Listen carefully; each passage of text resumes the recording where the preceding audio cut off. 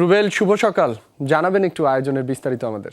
শুভ সকাল রাব্বি এবং সিদ্রা, সেই সাথে সকালে বাংলাদেশের সকল দর্শকদের। প্রিয় দর্শক, আপনারা জানেন যে এই স্কাউটের জনক লর্ড ব্যাটেন পায়েল তিনি বলে গেছেন, তুমি পৃথিবীকে যেমন পেয়েছো তার চেয়েও সুন্দর করে রেখে যাওয়ার চেষ্টা করো। ঠিক সেটাকে ধারণ করে সিরাজগঞ্জের সেবামুক্ত স্কাউট দল যারা রয়েছেন তারা কিন্তু দীর্ঘদিন যাবৎ এই অঞ্চলে যারা দুস্থ এবং বেকার নারীরা রয়েছেন তাদেরকে স্বাবলম্বী করার জন্য এইভাবে কিন্তু তারা সেই কাজগুলো করে যাচ্ছেন। সেই কাজটি হচ্ছে তারা এখানকার তাদের কর্মসংস্থান করতে সেলাই মেশিন বিতরণ করে থাকেন।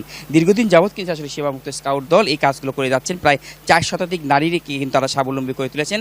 আজকে তারা নিজের পায়ে দাঁড়িয়েছেন এবং তারা কিন্তু এখন নিজেরাই তাদের কাজ কর্ম করে তারা নিজের পায়ে দাঁড়াচ্ছে। অন্যদিকে নিজে যেমন স্বাবলম্বী হচ্ছে তেমন দেশের যে উন্নয়নের খাতে কিন্তু তারা অনেকটা অংশগ্রহণ করছে। আমরা কিন্তু জানতে পেরেছি। কথা বলতে চাচ্ছি এখানে সিরাজগঞ্জ জেলা প্রশাসনের পক্ষ থেকে রয়েছেন আমাদের অতিরিক্ত জেলা প্রশাসক মহোদয়। তার সাথে এই যে স্কাউটের এমন একটা উদ্যোগ, সেই উদ্যোগটাকে আপনি কীভাবে দেখছেন?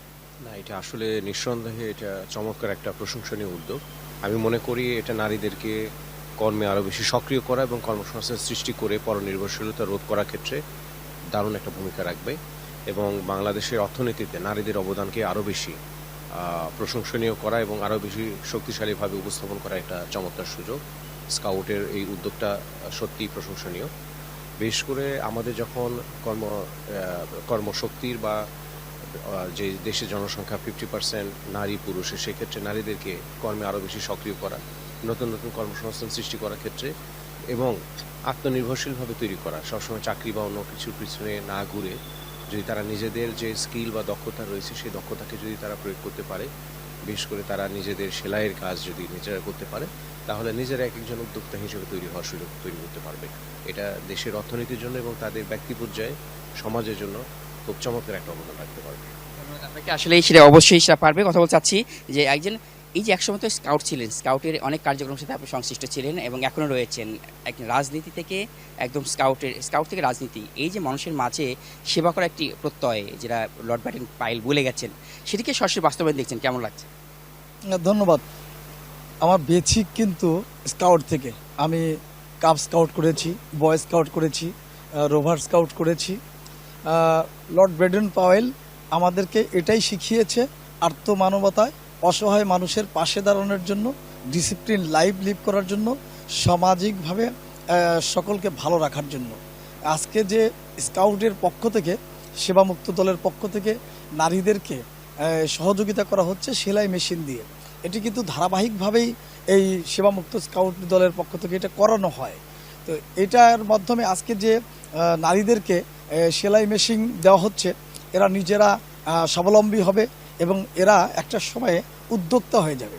তো আমাদেরকে আসলে ব্যাটেন পাওয়েল মানুষের পাশে দাঁড়ানোই শিখিয়েছে।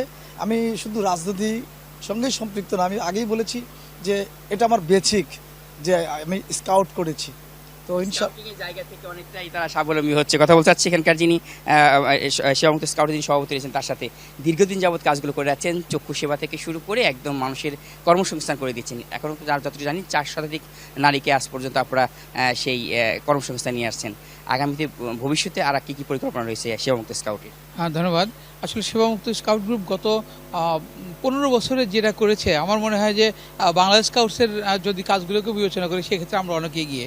আমরা কিন্তু শুধু সেলাই মেশিন না, সেলাই মেশিন আমাদের একটা যেসব কাণ্ড আছে তার একটা পার্ট। আমরা প্রতি বছর 2 থেকে 3টা করে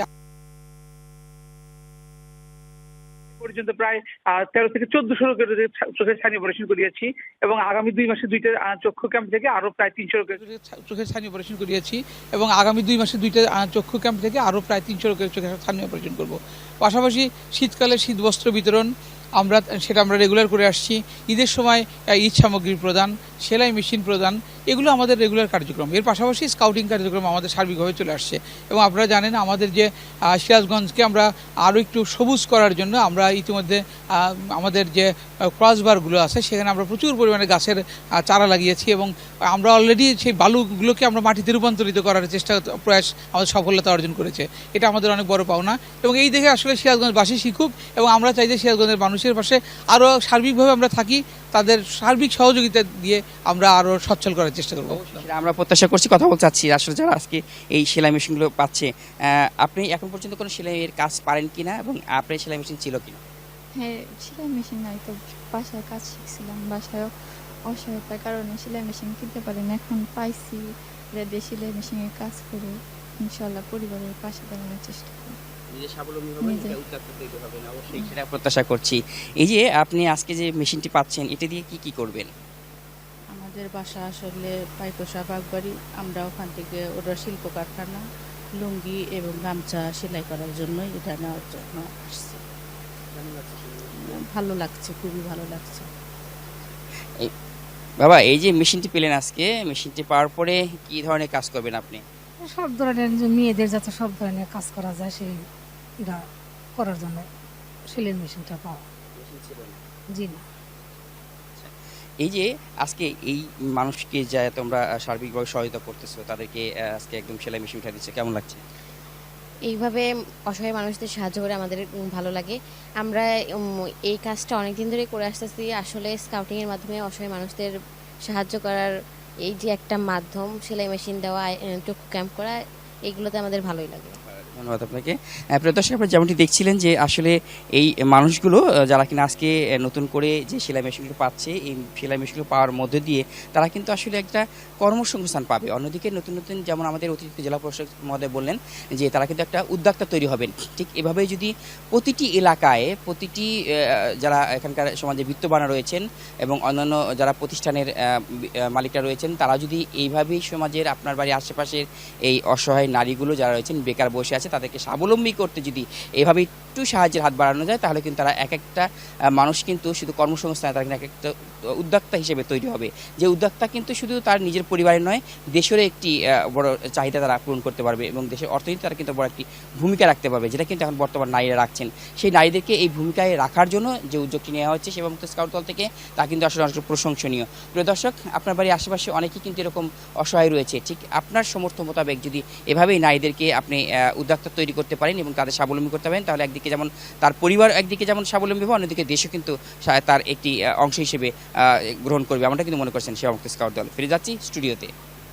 রুবেল, আপনাকে অনেক ধন্যবাদ।